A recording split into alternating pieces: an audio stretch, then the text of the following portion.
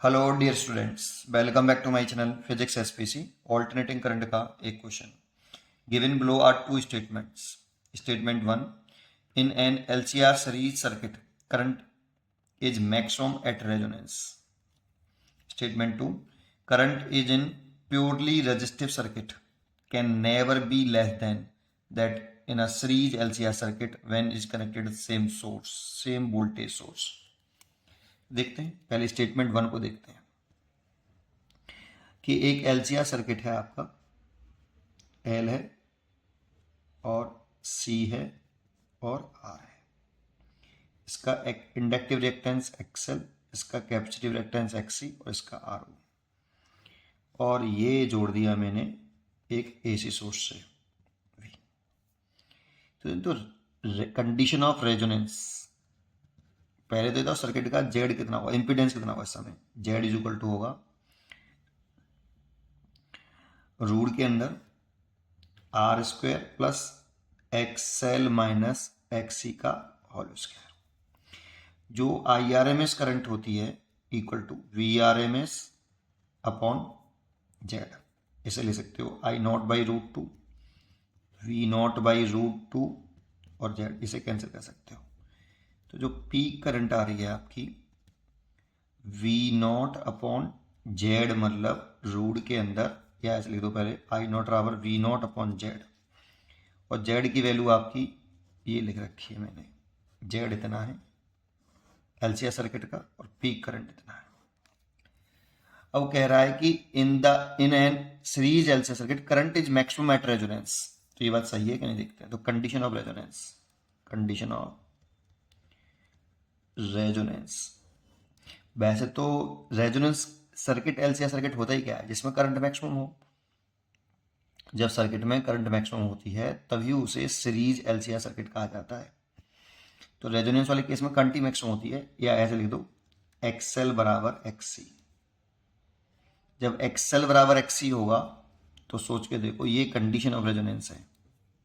तो सोच के देखो कि जेड की वैल्यू मिनिमम होगी और वो आर के बराबर होगी। सोचो अगर एक्सएल और एक्सी बराबर हैं तो ये कट जाएगा, तो जेड की वैल्यू आर आएगी। तो ये कंडीशन है बेटा, और इसमें जब जेड मिनिमम है तो जो करंट है आई नॉट बराबर V naught over Z. Z अगर मिनिमम तो फिर करंट कैसी, मैक्सिमम। तो करंट की जो पीक वैल्यू होती है, मैक्सिमम वैल्यू होती है, पीक की भी मैक्सिमम वैल्यू ये जो होती है वी नॉट ओवर आर, इतना होता है रेजोनेंस वाले केस में। अगर हम ये माने कि XL is greater than XC, तो ये रेजोनेंस की कंडीशन नहीं है। सोचो अगर एक्सएल एक्सी से बड़ा है, एक्सएल एक्सी से अगर बड़ा है तो जेड की वैल्यू कैसे आएगी, आर से बड़ी, आर से छोटी, आर के बराबर। तो एक्सएल में से एक्सी घटाएंगे तो कुछ वैल्यू बचेगी, और वो जो वैल्यू बचेगी वो आर में ऐड होगी, तो दैट इज जेड आर से बड़ा हो जाएगा इस वाले केस में। और अगर एक्सएल छोटा है एक्सी से, इस वाले केस में भी क्या होगा, अगर एक्सी बड़ा है एक्सएल से तब भी बेटा कुछ वैल्यू बचेगी और वो आर में ऐड ही होगी, तो जेड ग्रेटर देन आर। तो यहाँ पर भी जेड आर से बड़ा है, लेकिन यहाँ जेड आर के बराबर है, तो ये जेड की मिनिमम वैल्यू है ना, और जेड की मिनिमम वैल्यू है आर। तो इस वाले केस में और इस वाले केस में करंट मैक्सिमम है। और रेजोनेंस की डेफिनेशन ही ये होती है कि सीरीज एलसीआर सर्किट अगर करंट उसमें मैक्सिमम हो तो उसे रेजोनेंस एलसीआर सर्किट कहा जाता है। करंट को मैक्सिमम करने के लिए हमें जेड को मिनिमम करना पड़ेगा, उसके लिए हमने एक्सएल बराबर एक्सी करना पड़ेगा, तब जेड आपका करंट मैक्सिमम होगा। तो ठीक है, पहला जो सेंटेंस है ये ट्रू है, पहला सेंटेंस ट्रू है। अगर हम सेकंड सेंटेंस में जाएं, current is purely resistive circuit can never be less than that series LCR circuit when connected in same voltage source. देखो अगर प्योरली रेजिस्टिव सर्किट होगा, अगर प्योरली रेजिस्टिव सर्किट है, रेजिस्टिव सर्किट जिसमें केवल आर लग रहा है ऐसे,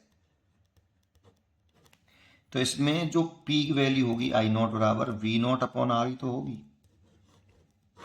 इसमें तो नहीं होगी। प्योरली रेजिस्टिव में ये मैक्सिमम वैल्यू है पीक करंट जो होगी वो वी नॉट अपॉन आर होगी।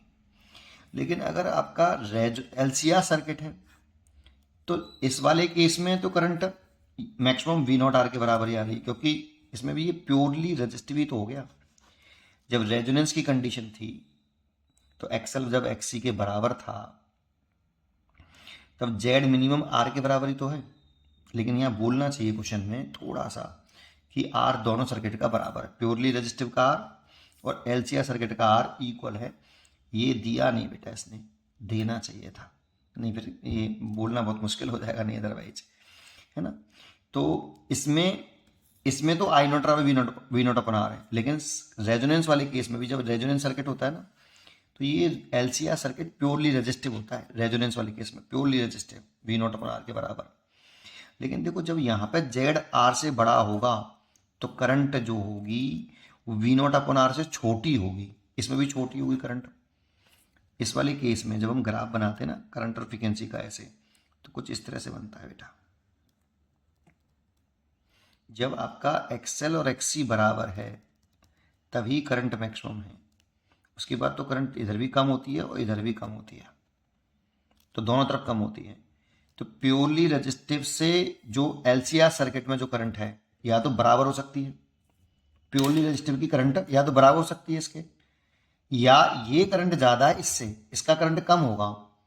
तो क्या कह रहा है, current in the purely resistive circuit can never be less then, ठीक है भाई, ये इसका जो करंट है वो इससे कम नहीं होगा, बराबर होगा या इससे ज्यादा होगा। तो ये भी ठीक है, ट्रू सेंटेंस है ये भी भाई। इस वाले केस में जो करंट आ रहा है वो इससे कम आ रहा है, ये दोनों तो बराबर हैं, और यहां जो करंट आएगा वो इससे कम आएगा, तो ये करंट इससे छोटा नहीं हो सकता।